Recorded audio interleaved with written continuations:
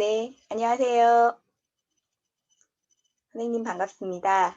네, 식사는 하셨나요? 저는 이 시간쯤 되면 조금씩 짬이 이제 좀 나는 편인데요. 네, 오늘은 선생님들과 함께 이야기를 나눠볼 주제는 자유학기제 또는 자유학년제에 대하여 잠시 이야기를 나눠보고자 합니다. 아마 한 번씩은 들어보셨을 텐데요. 이 자유학기제 또는 자유학년제란 도대체 무엇일까요? 또 언제부터 이렇게 우리나라에 도입이 되어서 학교 현장에는 어떻게 운영이 되는지 혹시 궁금하지 않으신지. 네, 현재 지금 중학교 1학년을 대상으로 자유학기제, 즉 1학년 중에 1학기는 적응을 하고 2학기에 한 학기를 자유학기제라고 하여 운영을 합니다. 2016년도부터 도입이 되었고요. 이제 전국 시도학교에서 이제 시범학교 등을 운영해서 어떤 학기제의 어떤 그 운영 결과 사례가 좋은 면이 많아서 이제 자유학년제, 즉 1학년 1학기, 2학기 모두를 자유학년제로 운영을 하는 제도입니다.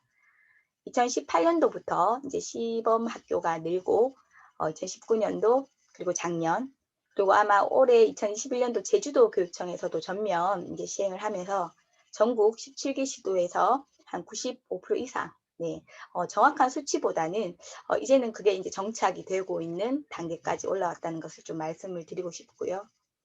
이 자유학년제의 포인트는 사실 아이들이 학교에서 가장 부담스러워하는 평가, 네, 평가가 사라졌다는 것입니다.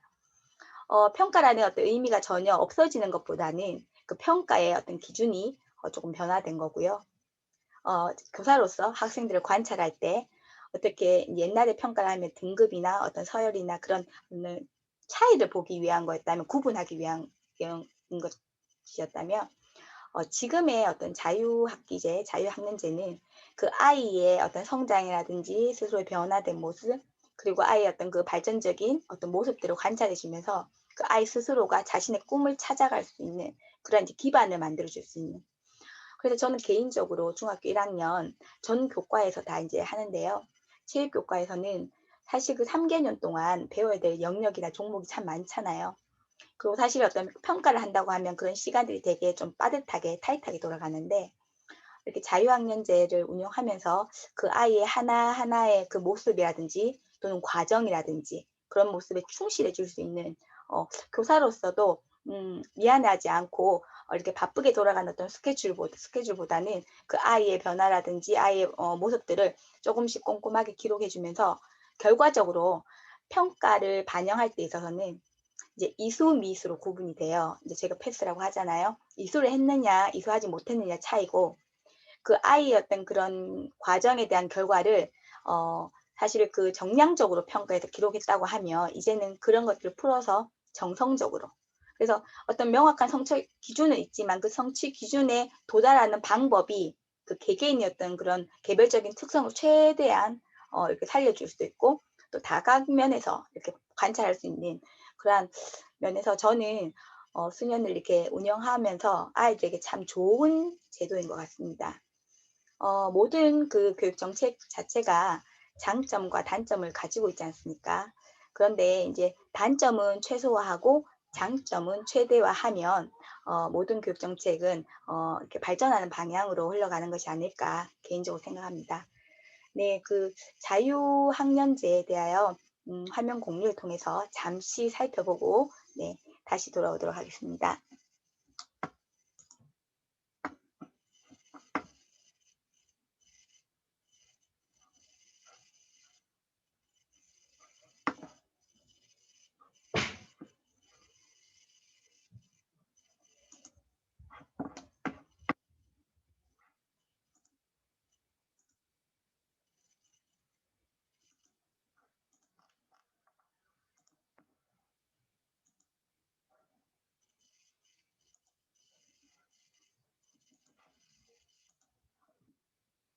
네, 선생님 화면이 보이시나요? 제가 한번 읽어보겠습니다. 그 학생 성장 지원 교육 격차 해소하는 자유학년제라고 해서 요거는 이제 제주도 교육청에서 이렇게 제시한 것을 제가 잠시 캡처해 왔는데요.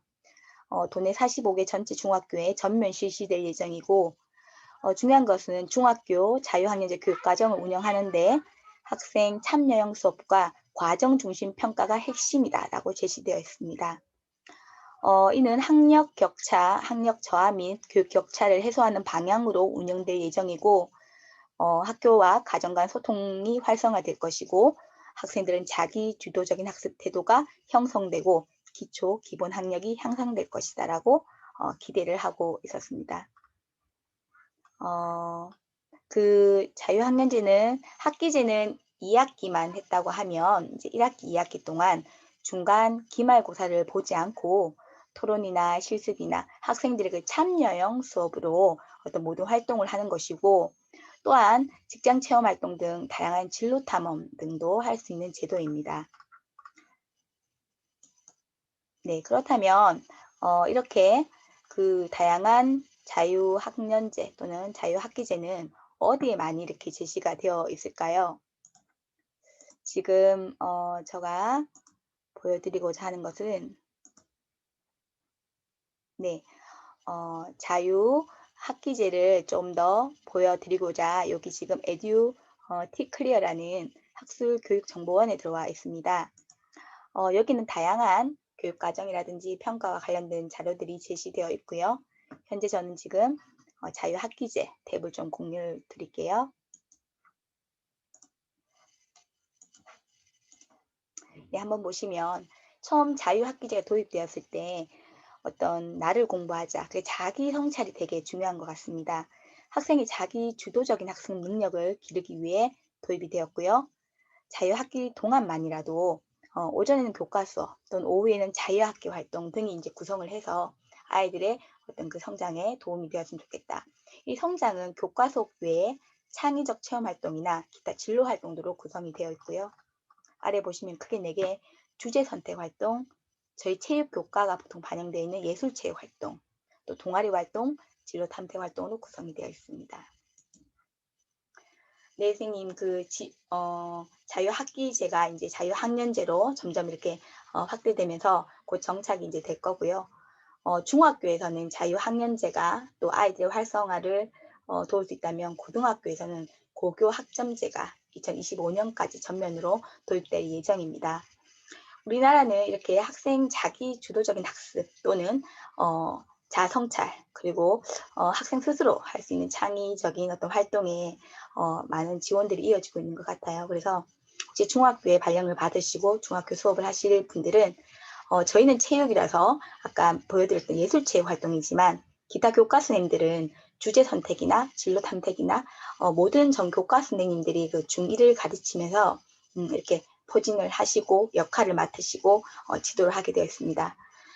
사실 생각해보면 그런 것 같습니다. 초등은 다양한 활동을 통해서 이제 배움의 첫 단계라고 하면 중학교는 자신의 원하는 것, 좋아하는 것을 조금 더 탐색할 수 있는 기회를 줘야 될 것 같고 이러한 자유학년제 도입은 네, 선생님들에게는 어떻게 보면 큰 책무성이 따르는 그러한 기회인 것 같습니다.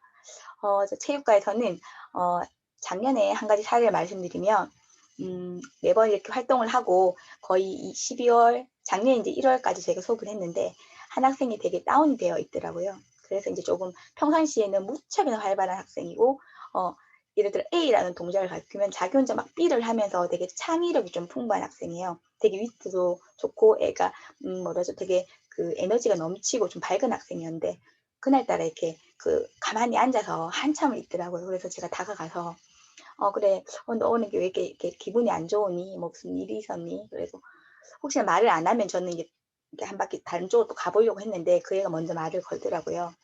선생님, 제가 사실은 진로가 음악, 이렇게 작사나 작곡이나 이렇게 음악계로 가고 싶은데 제가 정말 좋아하던 롤모델 그 이제 걸그룹이 해체가 됐대요. 그래서 자신에게 그 어떤 목표가 되던 롤모델이 사라지니까 되게 이제 공허해지면서 저의 어떤 꿈을 어떻게 해야 될까 모든 것이 약간 이제 좀 힘들어졌다면서 그날따라 우울하다고 이야기를 하더라고요. 그 얘기 딱 듣고 그래 하고 이렇게 좀 다른 친구들 좀 가보려고 하다가 그런데 선생님이 널 이때까지 1년 동안 봤을 때 너는 참 되게 좀 특이하더라. A를 얘기하면 넌 되게 창의적으로 다른 어떤 활동들을 막 이제 구안해내고 창의적으로 도전하는 모습들을 제가 이제 예시를 들어줬어요. 체육과 같은 경우는 저걸링 수업을 하는데 막 저글링공을 하다가 자기 혼자 그 공기공 작은 걸로도 해보고 농구공 큰 걸로도 해보고 또 하물며 플라잉 디스크 던지기를 하는데 보통은 타켓 맞추기로 목표점을 던지는데 걔는 자기 혼자 그 갔다가 오는 부메랑 연습을 막 하는 거예요. 그게 뭐 과제도 아니고 기타 활동상에 그냥 자유롭게 하는데 선생님 저 돌아갔다 오는 거 성공할 것 같아요 하면서 아이들한테 이제 그런 것을 이제 보여주고 또 진짜 정말 묘기같이 성공을 하고 막 박수를 받고 그랬어요. 그래서 그 아이 보고 아 그래 너는 네가 좋아하는 어떤 그 꿈을 향해 생각을 늘 하고 있구나. 그리고 아마 그 걸그룹이 해체가 돼도 너는 또 다른 롤모델을 찾을 수 있을 거야. 그래서 힘을 잃지 말고 오늘 이렇게 생각을 많이 하고 또 다음 시간에 되면 무언가 강구되는 방안이 생각이 되거나 또 찾았다면 선생님한테 얘기해 주면 좋을 것 같아 했는데요. 그 아이가 이제 제가 얘기 가려고 하면 또 말을 꺼내고 가려고 하면 말을 꺼내더라고요. 그래서 그 사실은 그 아이하고 한 조금의 긴 시간 이야기하면서 과연 그 자유학년제 수업을 하면서 내가 가진 그날 수업의 성취 기준에 도달하는 것도 중요하지만 아이하고 이렇게 자유롭게 잠시 상황에 따라서 시간을 투자하여도 제가 극후 이렇게 마음이 불편한 것이 아니라 정말 오늘 보람된 수업을 하고 왔다라고 생각할 정도로 그 한 명이 한 명의 어떤 개인적인 특성까지도 파악하는 데 참 효과적이었다고 생각합니다. 네, 선생님들도 학교 현장에 이제 가셔서 자유학년제 수업을 하시면서 어떤 체육 교과의 성취 기준, 교과의 역량, 학생들의 어떤 성장 다 좋은데요. 자유학기제 또는 자유학년제 어떤 취지와 걸맞기도 하고요. 또 체육 교과의 어떤 교과 역량하고도 또 이렇게 그 상충되는 부분이 있다고 생각합니다. 그 학생의 어떤 성장을 서포트해 줄 수 있는 그리고 그 아이를 지원해 줄 수 있는 안내자가 되시고요. 또 그런 것들을 통해서 아이들이 체육 교과가 어떤 교과보다는 사실은 다양한 어떤 쪽으로 접근을 해도 가능한 부분이 있다고 생각합니다. 물론 신체적인 부분은 다 가장 우선시 될 수 있지만 인성적인 부분, 어떻게 보면 또 정의적인 부분, 또 예체능, 예술과 관련된 부분, 또 창의적인 부분, 사실은 너무너무 많은 것 같아요. 그래서 다 거듭 이렇게 언급드리기는 좀 그렇지만, 네, 선생님들 그 많은 연구와 고민을 하셔가지고 아이들에게 의미 있는 네, 자유학년제 수업이 되기를 네, 그렇게 운영하시기를 응원드리겠습니다. 네, 오늘 이야기도 들어주셔서 진심으로 감사합니다. 다음 기회에 또 다른 주제로 또 인사드릴게요. 네, 감사합니다.